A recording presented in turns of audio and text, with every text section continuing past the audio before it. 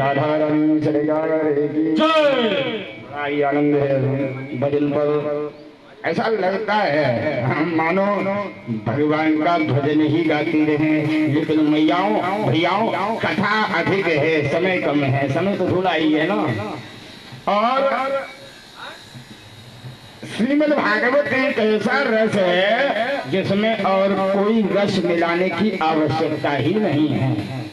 लेकिन आजकल की व्यवस्था तो आप सभी जानते ही हैं। ज्ञानी ध्यानी गण आइए चलते हैं, कथा कहाँ चला रहे थे।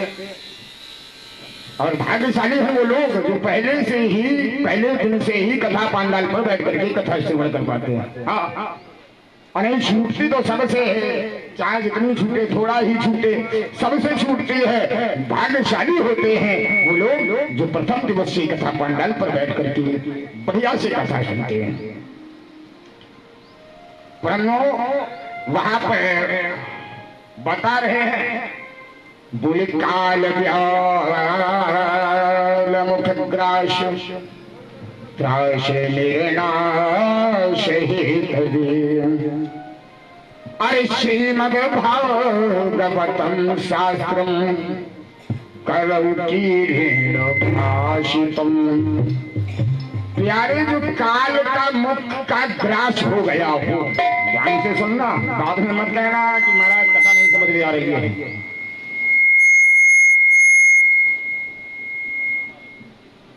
जो काल के मुख का ग्रास हो गया हो उससे भी छुटकारा दिला देती है कौन? ये भागवत की कथा। प्रणो श्रीमद् भागवतम शास्त्रम कलौ की भाषितम। श्रीमद् भागवत शास्त्र का जो कलयुग में भगवान कृष्ण का स्वरूप मान करके श्रवण करता है, तो ये कलयुग का जो अंदर समावेश होता है ये नष्ट हो जाता है। लेकिन बताया गया क्या? एक तस्माद् परम किंचन मनः शुद्धयेन बिभ्यते। अरे जन्मांतरे भवेत् पुण्यं तदा भागवतं लभेत्। एक तस्माद् परम किंचन, अगर जरा सा भी मन आपका शुद्ध नहीं है, तो फिर ये कथा समझ में आने वाली नहीं है। जरा सा मन शुद्ध है, जरा सा इधर उधर हो गया, फिर कहते हैं महाराज हमें कथा नहीं समझ में आती है, पता नहीं क्या। अरे प्यारे, जब समझने का प्रयास करेंगे तभी तो समझ में आएगी ना।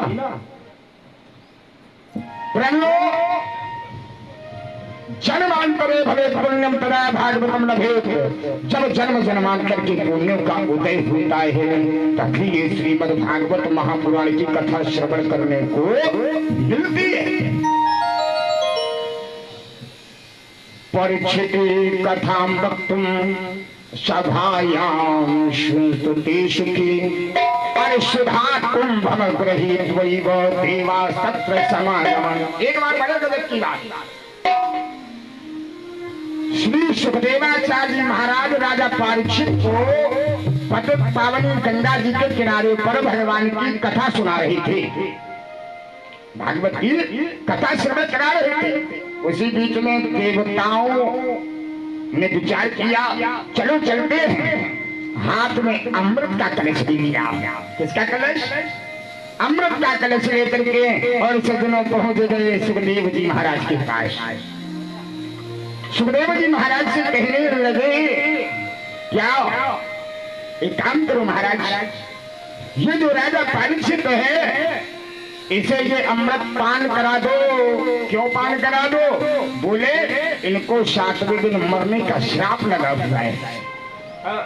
7वें दिन मरने का श्राप है, तो इनको ये अमृत मिला दो। और ये जो कथामृत है, कथा रूपी अमृत है, ये हमें पान करा दो।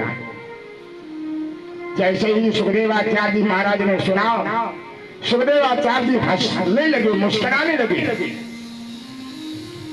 और कहने लगे, अरे देवताओं तुम बहुत चालाक हो। हाँ, बहुत चालाक हो। क्यों? ये कहा तुम्हारा कांच रूपी अमृत और हमारा ये मणि रूपी अमृत।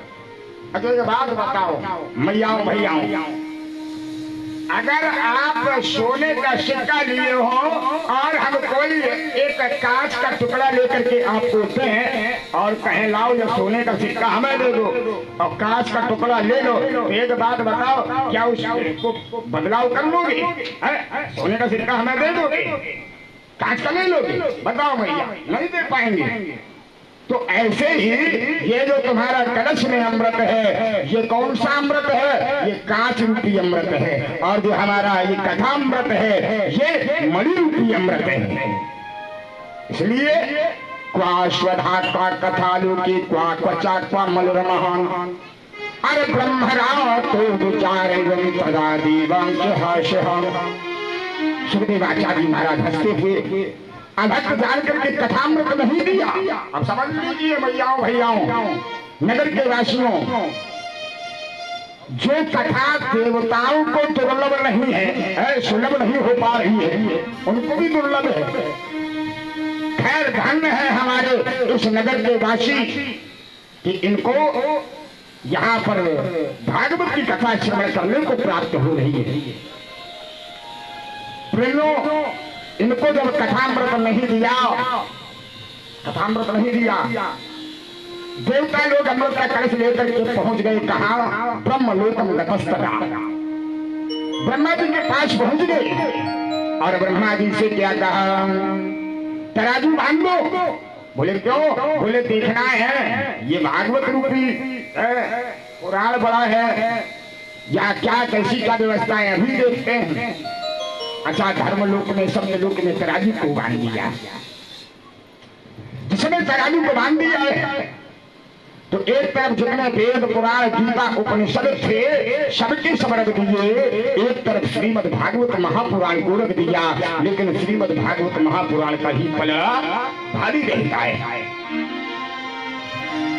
देवता विस्मयम परमम जलऊ, उन देवताओं को एक विस्मय हो गया।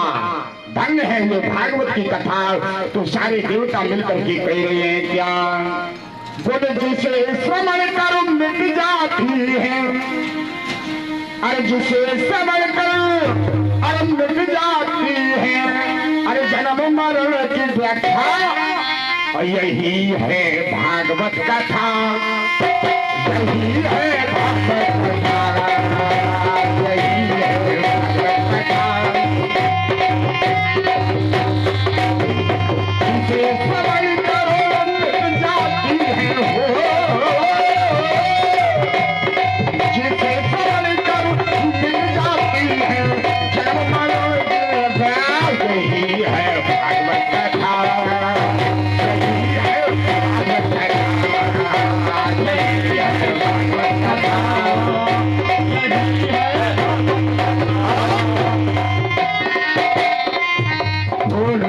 चरण रति चूचे अथवा पद निर्वाण, राम चरण रति चूचे अथवा पद निर्वाण, हो भाव सहित जो ये कथा करई श्रवण तगिरान, यही है भागवत कथा, यही है भागवत कथा, यही है भागवत कथा।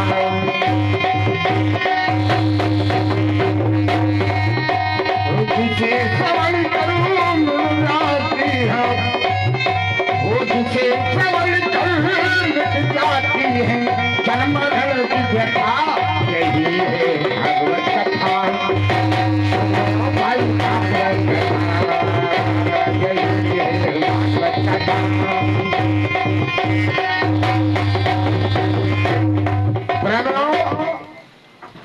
जैसे ही कहा आज देवता मान गए कि वास्तव में ये जो भागवत है ये बहुत बड़ा ग्रंथ है। अच्छा एक बात और बता दो, किसी भी देवता के आगे महा नहीं लगा हुआ है, किसी भी देवी देवता के आगे महा नहीं लगा है, लेकिन हमारे बाबा देवादिदेव महादेव भोलेनाथ के आगे लिखा है महादेव। अच्छा पुराणों में किसी पुराण में नहीं लिखा किसी पुराण में नहीं लिखा महा।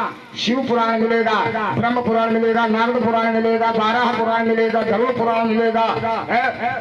जो भी हमारे 18 पुराण हैं, 18 पुराण में 17 पुराण सिर्फ पुराण है, लेकिन जो भागवत है वो क्या है?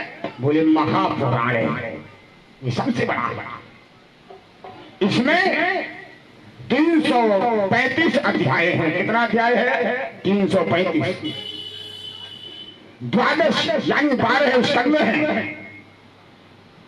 18,000 श्लोकों की व्याख्या है ये श्रीमद् भागवत महापुराण। अच्छा 18,000 श्लोक, अच्छा 7 दिन में पूरे करना है।